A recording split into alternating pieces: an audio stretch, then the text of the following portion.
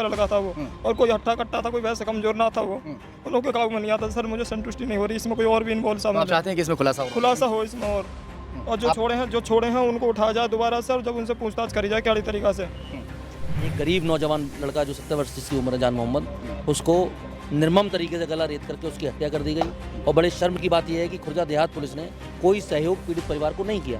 Police ने मामले को डाइवर्ट करने का काम किया है। आरोपियों से मोटा, मैं डायरेक्ट कह रहा हूँ, थाना खुर्जा देहात की पुलिस ने हत्यारोपियों से मोटा रुपया लेकर के इस मामले को डाइवर्ट करने का काम किया है।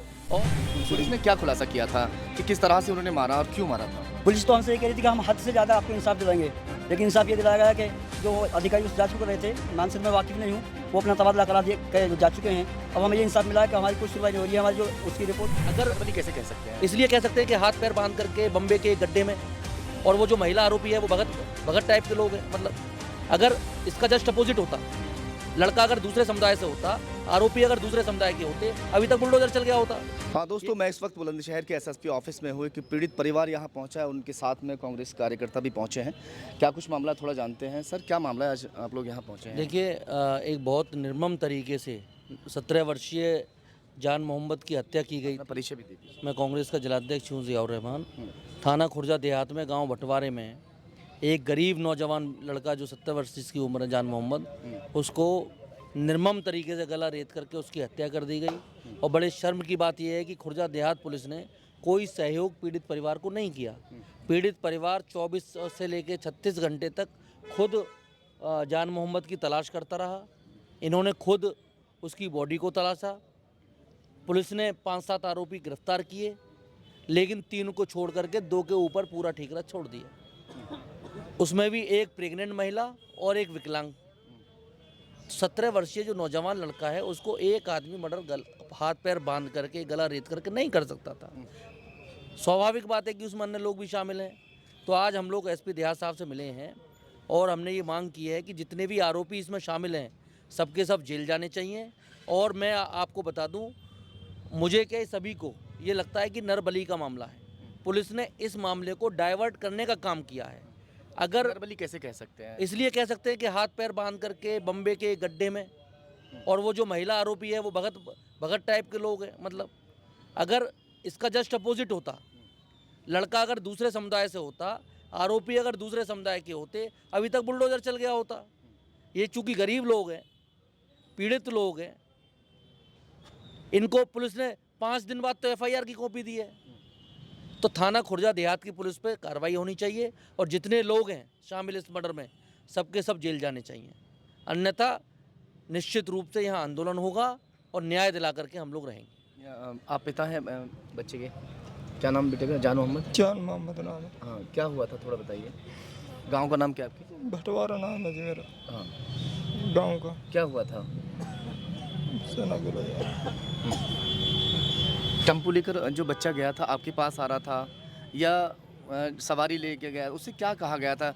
जिस तरह से मैं गया भी था आपके गांव में, आपके घर पर भी गया था, तो वहाँ ये खुलासा इस तरह से पुलिस ने किया था कि उससे बात की जाती है 6 सवारियों को ले जाने की, मगर 6 सवारी की बजाय वहाँ दोनों हस्बैंड वाइफ उसके साथ जाते हैं। जो हस्बैंड है वो विकलांग है और जो उसकी पत्नी है वो प्रेग्नेंट महिला है।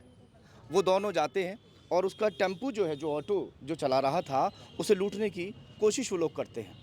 उसी की वजह से वो आगे क्या हुआ था, पुलिस ने क्या आपसे बताया कि किस तरह से जो है लूट को अंजाम दे रहे थे? वो खुलासा जो किया है वो किस तरह से किया है? जी कैसे? देखिए, पुलिस ये कह रही है कि ऑटो के लिए मर्डर हुआ। आप ये बताइए ऑटो कहाँ है? ऑटो भी वहीं बरामद हुआ। अगर ऑटो की लूट के लिए मर्डर हुआ होता तो ऑटो लेके जाते ना, ऑटो लेकर के नहीं गए। पुलिस ने मामले को डाइवर्ट करने का काम किया है। आरोपियों से मैं डायरेक्ट कह रहा हूँ, थाना खुर्जा देहात की पुलिस ने हत्यारोपियों से मोटा रुपया लेकर के इस मामले को डाइवर्ट करने का काम किया है। और अगर थाना खुर्जा देहात के दोषी पुलिसकर्मियों पर कार्रवाई नहीं होगी, आप ये बताइए, 36 घंटे पहले एक आदमी ने गुमशुदगी की तहरीर दी, पुलिस ने क्यों एफआईआर 24 घंटे बाद लिखी गुमशुदगी की? क्यों जो है इनके साथ ढूंढने का काम नहीं किया? क्यों सीसीटीवी ट्रेस नहीं किए? पुलिस मामले को दबाने का और डाइवर्ट करने का प्रयास कर रही है, लेकिन इस मामले को दबने नहीं दिया जाएगा। आप परिवार के लोग हैं? जी साहब। क्या कहना चाहते हैं? क्या नाम है आपका? मेरा नाम मोहम्मद अली है। क्या लगते हैं बच्चे के? मैं उसका फूफा लगता हूँ जी। हाँ, क्या बताया आपको? बच्चे को हमें क्या बता रहे वो बच्चा ऑटो लेके जैसे गया था और हमें खबर लगी उसकी कि 3 बजे से वो फ़ोन नहीं उसको फ़ोन स्विच ऑफ आ रहा था और हमने जो है इसकी तलाश जारी की। हमें खबर लगी कि भूर चला गया है, हम वहाँ लेके मोटरसाइकिल पहुँचे, वहाँ नहीं मिला। फिर हम इसी तरह जगह घूमते रहे। हमने जो है 10 बजे के आसपास में पुलिस को सूचना दी। पुलिस ने क्या खुलासा किया था कि किस तरह से उन्होंने मारा और क्यों मारा था? पुलिस तो हमसे ये कह रही थी कि हम हद से ज़्यादा आपको इंसाफ दिलाएंगे, लेकिन इंसाफ ये दिलाया गया कि जो अधिकारी उस जांच को कर रहे थे, नाम से तो मैं वाकिफ़ नहीं हूँ, वो अपना तबादला करा दिए के जा चुके हैं।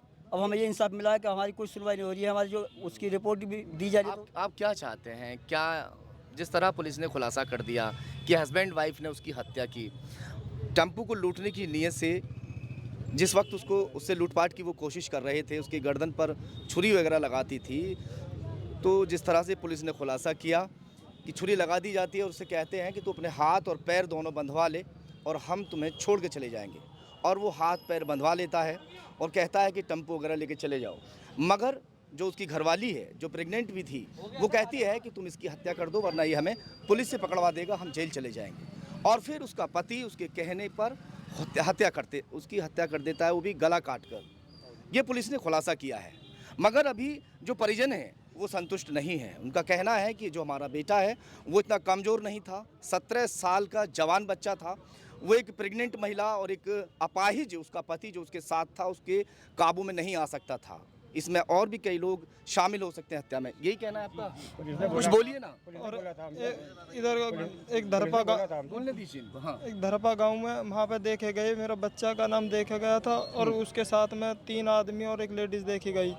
हमने भी ये बताया मैं सर हमने ऐसा ऐसा सुना है, वहाँ पर उसके बारे में भी कोई कार्रवाई नहीं हुई। फिर एक चीती गाँव में उसमें भी ऐसे ही सुना कि उनका 3 आदमी हैं और एक लेडीज़ है उसके साथ में।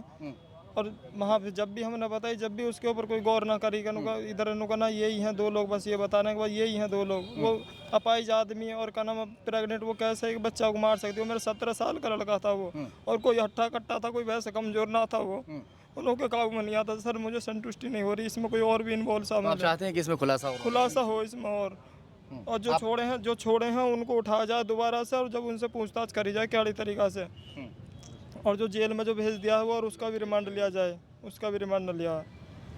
ये जो वारदात है 11 जुलाई की वारदात है। 11 जुलाई को जो बच्चा है 11 जुलाई की वारदात है और 12 तारीख को उसकी बॉडी डेड बॉडी मिली थी। तो क्या हमारा कुछ आगे अगर जैसे खुलासा तो पुलिस ने कर दिया है। एसपी देहात साहब ने कहा है कि पुनः शुरू से लेके पुनः एक बार जांच करेंगे, सारे लोगों से बयान लेंगे, जो दोषी होगा जेल जाएगा। अगर बुलंदशहर पुलिस अगर इसका निष्पक्ष और ईमानदारी के साथ विवेचना नहीं करती है, हम लोग भी अपनी एक लीगल टीम इनको निःशुल्क उपलब्ध करा रहे हैं कांग्रेस की तरफ से, हम भी इसका मॉनिटरिंग करेंगे। अगर निष्पक्ष विवेचना नहीं होती है, हत्यारोपी सारे जेल नहीं जाते हैं, तो निश्चित रूप से आंदोलन होगा। ये मामला किसी गरीब एक बेटे का है, ताकि किसी और के साथ ये घटनाक्रम ना हो। और मैं आपको फिर कह रहा हूँ कि थाना खुर्जा देहात पुलिस की भूमिका पहले दिन से संदिग्ध है। उसने मामले को डाइवर्ट करने का प्रयास किया है। ये मामला नरबली का है और पुलिस इस मामले को डाइवर्ट करके इनके साथ अन्याय कर रही है। खैर पुलिस ने अपनी तरीके से खुलासा कर दिया और खुलासा करते हुए दोनों पति पत्नी को जेल भी भेज दिया है। मगर फिर से एक बार जांच की मांग परिवार वालों ने उठाई है। देखते हैं कि जांच में आगे क्या कुछ निकलता है।